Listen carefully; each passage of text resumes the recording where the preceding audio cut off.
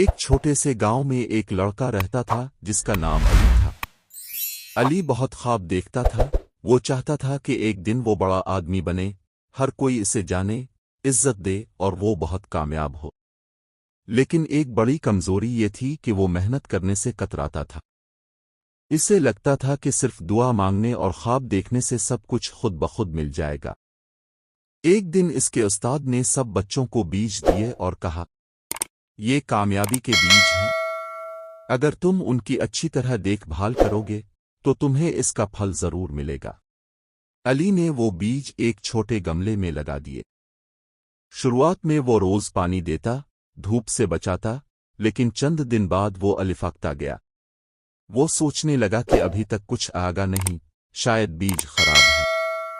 چند دنوں میں اس نے پانی دینا چھوڑ دیا اور بیج سوکھ گئے۔ دوسری طرف اس کا دوست حسن تھا، جس نے نہ صرف روز پانی دیا بلکہ صبر کے ساتھ انتظار کرتا رہا۔ ہفتوں بعد اس کے بیج سے ایک خوبصورت پودا نکل آیا جو دن با دن بڑا ہوتا گیا۔ جب علی نے وہ ہرا بھرا پودا دیکھا تو اسے اپنی غلطی کا احساس ہوا۔ وہ استاد کے پاس گیا اور کہا، سر، میرے بیج کیوں نہیں اگے؟ استاد نے مسکرا کر کہا، بیٹا، تم نے بیج تو لیے لیکن ان کے ساتھ صبر، محنت اور مسلسل دیکھ بھال نہیں کی۔